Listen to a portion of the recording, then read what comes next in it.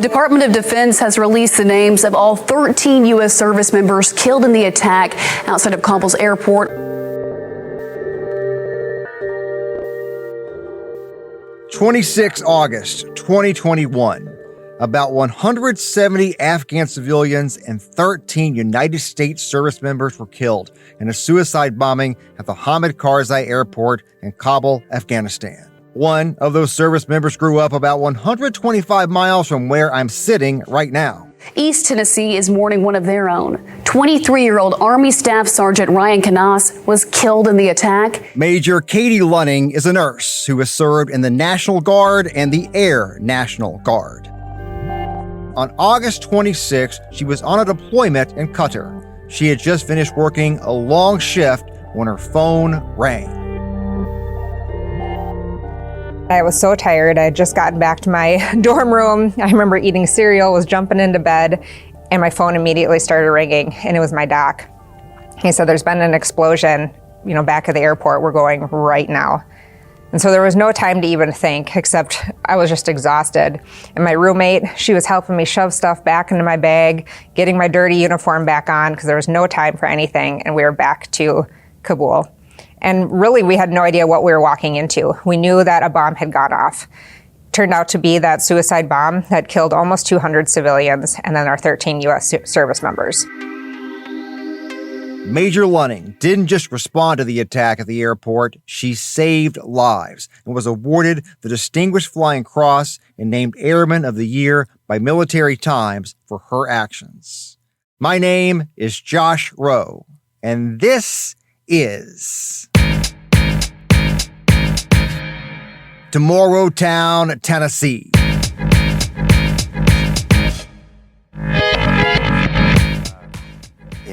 Everyone who enlists, whether they want to tell it or not, has a story of why they enlisted. What made you want to be in the military to start with? I'm one of the 9/11 generations, so I had just started college, and we were, 2 days into classes when September 11th happened. And I was standing in my dorm room watching the towers fall and everything lay out in front of us, and it just put the world into a perspective. For an 18-year-old, I had just turned 18, that I was like, there's something bigger out there, and I wanted to give back. So I had an uncle that was in the National Guard. My dad is a Vietnam era veteran. So I knew that there was options out there, and I heard about the National Guard in my hometown of Minnesota, and I was like, yeah, I want to do it. You were a college freshman at the time. Clearly, your life has taken a different path than the normal college student. Like, what were you planning to do before that happened? Well, it's kind of funny. I was actually going to college for public relations, which would have been a disaster for me. I have no passion in that at all. I have a lot of family nurses, and I didn't really know what I wanted to do, but I just knew, people go to college after they get out of high school. So that was my plan, was just, you get out of high school and you go to college. So I think that was part of it too, is I didn't feel passionate. I didn't feel driven towards it. And when I saw September 11th, it gave me a passion to do something and give back. I enlisted, I joined the National Guard. I had an opportunity to be a full-time recruiter. So I was full-time in the National Guard for about 4 years, recruiting, and I was like, yep, it just kind of gave me that moment to think about what I really wanted to do with my life. And I was like, yes, I do want to go back for nursing. So I went back to being a part-time guardsman and used the college money and went to nursing school. So 2001, obviously, 9/11. We're 2024 now. What year did you actually start? You're still in now, right? Still am, yeah. So I mean, tell me that. I mean, that's a long time. It is a long time, and the intent was never to spend this long in it. I would have never imagined that I would. My intent was to join. I joined after September 11th. It was in 2002 by the time that I went to basic training. And you sign up for your initial few years, and you just kind of keep adding on.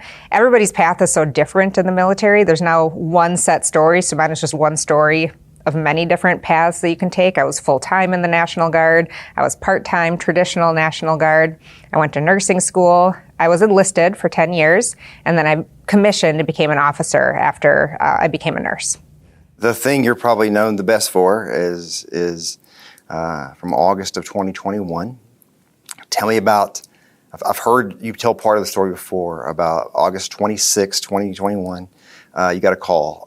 Take us there and tell us kind of what you recall about that day. Sure. To kind of set the stage for that day, it was my first deployment as a CCAT nurse. So CCAT is Critical Care Air Transport Team. We're a 3-person team of a critical care physician, critical care nurse, and a respiratory therapist with critical care.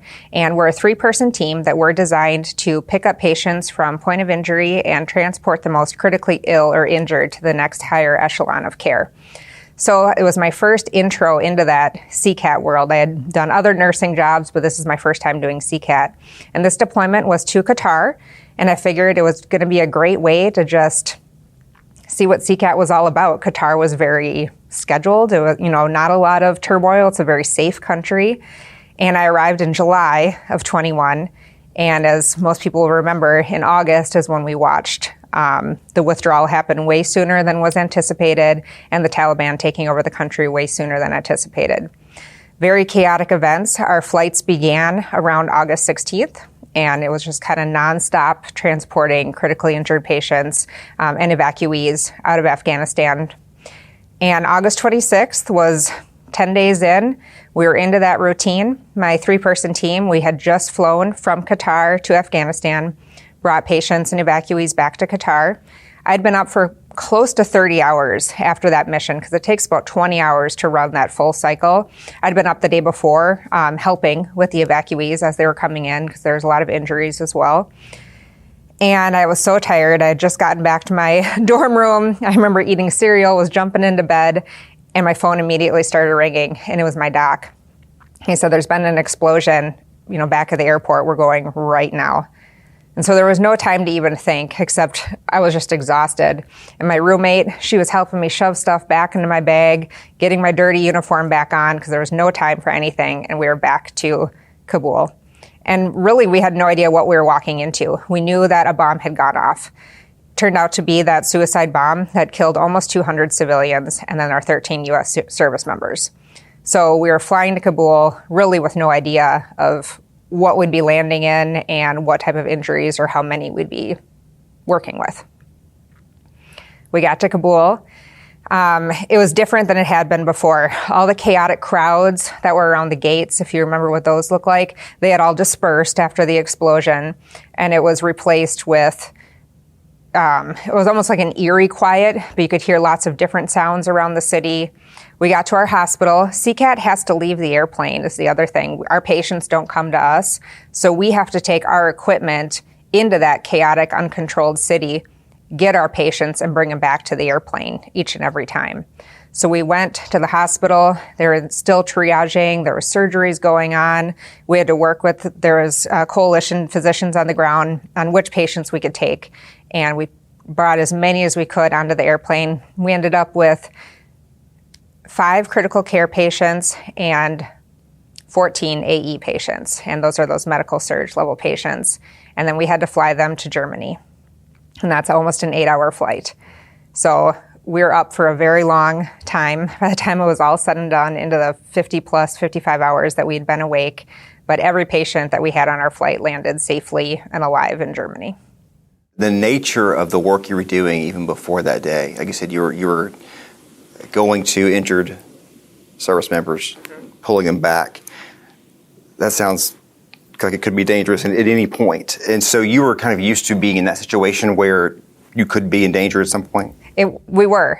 They would give us a brief, like an intel brief, if you will, before every single flight, and they would tell us about all the scary things out there, all the rockets and shots that are being fired at airplanes, on the ground, getting through the gates. We didn't have a security team. It was us. So it's not like we were going in with a bunch of the big buff Marines. They were busy at the gates. So it was just us getting into the hospital and getting back out. So they would brief us on all the scary things. And my respiratory therapist, my RT, at one point he looked at me and he goes, "Scary stuff we can't control." And it made me laugh, but I was like, it is what it is. And so we would say that to each other all the time. Well, scary stuff we can't control. And it just kind of got us into that mindset. Well, there we go. Scary stuff we can't control, and we'd go again.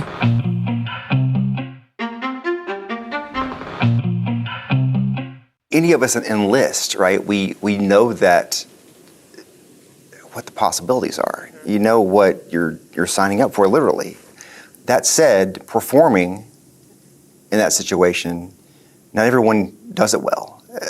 and I don't know what the variables really are for that. I mean, so when you think about what you were able to do in an environment like that, like, is there anything that comes to mind of what makes you think that you were suited for that, or you were able to do that? It's a great question, and I honestly think a lot of it is the leadership I had up to that point always told us to be ready. We had almost joked about those words, be ready, because they had been told to us so many times. My commander would do a really good job. He'd brief us on what's going on in the world, and he always said, be ready. And it was that concept of you're an airman first. So yes, I'm a nurse, but that doesn't mean I'm going to be tucked safely away in a hospital. I'm an airman first. And it doesn't matter if you're a physician, board certified, you're an airman first, and you're going to get the mission done. So I really think that it was just ingrained in me. And even I give them credit now, because at the time we'd even joke like, oh, be ready. But because they said that, and because you were listening, kind of like a parent and your kid, you actually are listening to what they're saying. I think I was ready, and I knew I'm here, I'm ready, and I can do this job. I think when people think, even people with prior service, think of a nurse, even in a combat situation, I don't know, think of maybe MASH or something. Like, you don't think of what you were specifically doing. Yeah. Did you know before the deployment, this is what this is? This is what, oh. No, not at all. And CCAT, we were used a little differently, not outside of our scope or what we should be doing. It's that mentality that you need to be ready to do what you're asked for. But traditionally, CCAT was not put into those positions because you're sending some of your most trained people into very much harm's way. And so it was a concept that some people had a hard time wrapping their heads around, that, you're really risking the people to bring them back. And so it's not a traditional way that they had been used before. So appropriate, absolutely. Doing our job, absolutely. But it wasn't your normal sense of, yes, going out right into the fight and getting your patients. Heard you tell the story once about the Marines, I guess as you were flying them to Germany, the ones that were less injured, helping the ones that were more injured. Tell me a little bit about that. Yeah, the camaraderie was amazing to watch. They didn't want to leave their buddy, and I have no idea if these people even knew each other or if they just recognized that they were fellow Marines and they were all together, because I have no idea where they came from, wherever that they were when the bomb went off. But we had really critical ones that were on the ventilator, on all the life support equipment, and then you had ones that were more alert but pretty injured, and they would help. You'd see them grab their friend's arm, talk to them. One pulled a blanket up over his friend that was moving around. So through it all, you could tell they weren't going to leave each other behind, and they were very serious about it. And when they would look at us when we were working on them, you could tell they were like, you're going to do a good job. And, they had a lot of hope and trust in us, and we didn't want to let them down. Yeah. My mother-in-law was a nurse during Vietnam at a hospital in Japan, and she tells similar stories of the soldiers that could getting up and help because they were understaffed, undermanned. Yeah. Obviously, a lot of injured, that they're helping. And so I think that is something that is, I don't want to say it's common, because I think that makes it even feel not as interesting as it is, because I think it's interesting that how that's the mindset of people in that situation, to help each other. Yes, exactly. It goes back to that, why do people run into a burning building, right? It's like that innate sense of you're going to help, you're going to do the right thing. The story itself of the airport attack, is one of the 13 that died, Ryan Canals, is from Knoxville, about an hour 45 from here. So it's one of those things that when that happened, a lot of people here felt it in a specific way. And I'm sure every community that lost someone, feels that way. It's one of those things of, we get connected to those stories in specific ways, but at the same time, there are stories that we never hear, or that we don't hear the details of, that aren't as, don't make national headlines like that event did. What has that been like to kind of, I'm sure in the time since then, learning more about all the things around it? Because at the moment, you're just doing your job, I'm assuming. Yes, there were stories coming in quickly when we got back, and in the year after it, talking to other people. But even, we're a couple of years out and I'm still learning about things or seeing things. I was like, oh, that's what happened. It's kind of putting those pieces together, if you will, and I think the families are still trying to put pieces together, and everybody was there and even wasn't there. We all have questions, and it was just, there were so many things going on, such a big timeline, just trying to, how did it all happen and what part of it that you were in. I love connecting with other people that was like, hey, I was there. I was actually, I just met a girl that was in LUD and she was helping the evacuees coming in. She works at my VA. We were deployed at the same time and all of a sudden we run into each other. So it was like, I would loved hearing her story and how she was able to help and how she pitched in. You realize you tell this story like you just happened to be one of the people there, but yet you received the Distinguished Flying Cross and Airman of the Year.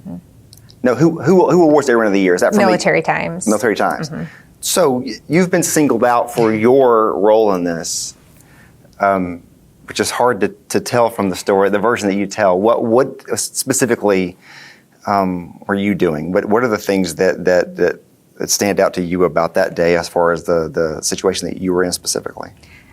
Truly, it was my team. There was nothing that any one of us stood up and did something super different.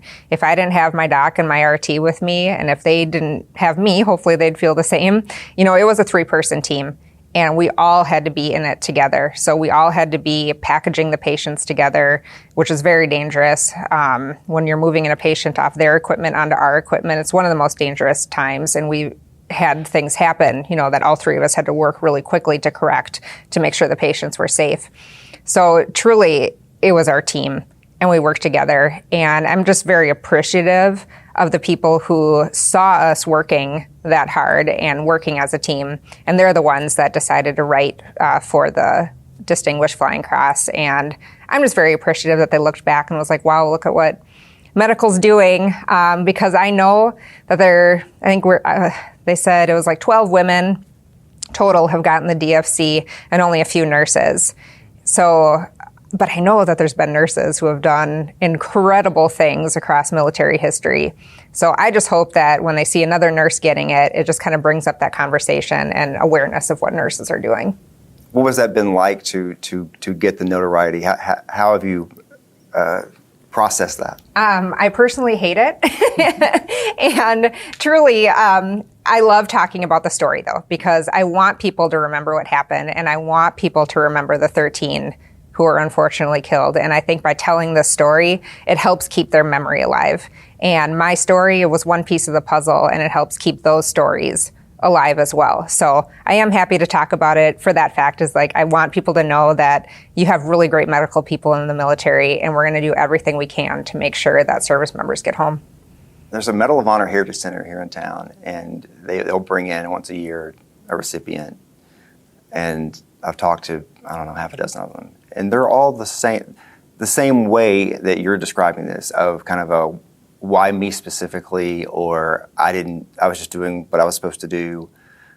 And I know no one sits down with you guys and says, answer questions like that. You know what I mean? I know that hasn't happened. What is that? Because there's something specific about members of the military that are honored for their valor, their courage.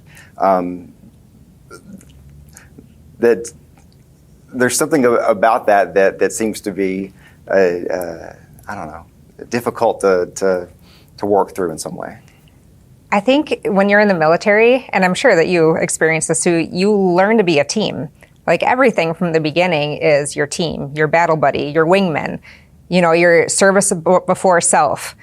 It's not about me as a person. So I think for me anyways, that's what it is. It's not about Katie. It's about our CCAT team, or it's about our, what we did together. And I think that we're just ingrained in helping each other out and being there for each other, that it's hard to feel singled out for one thing when you know that you're working with so many others.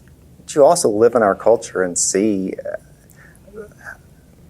there's a lot of look at me type stuff in this world, and so you see that stuff, but that's not. That's not how you see this. Yeah, no.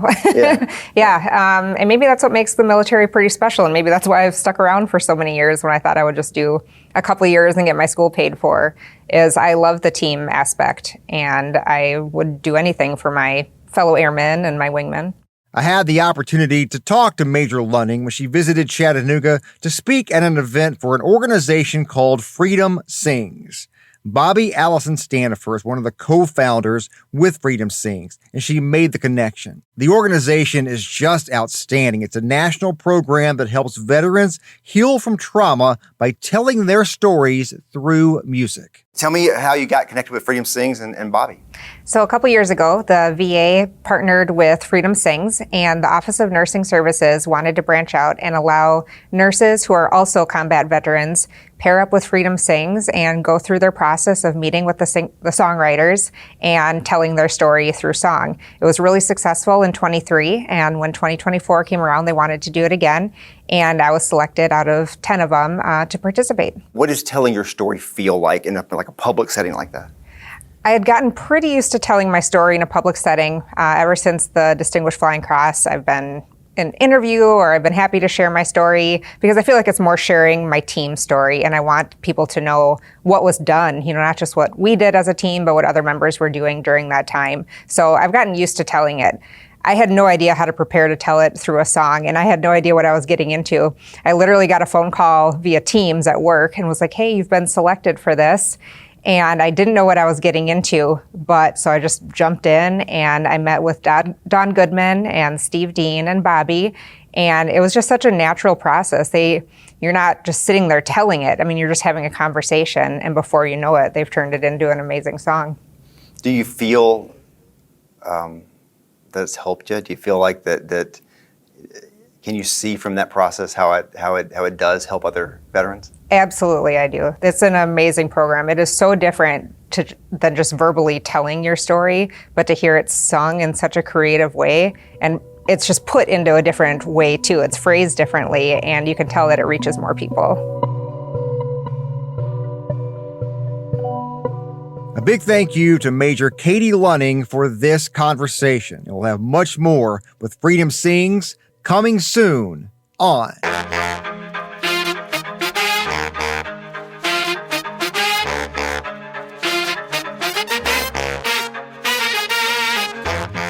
Tomorrowtown, Tennessee. This podcast is a production of News Channel 9, Fox Chattanooga, and Sinclair Broadcast Group Chattanooga. I hope you join me again real soon.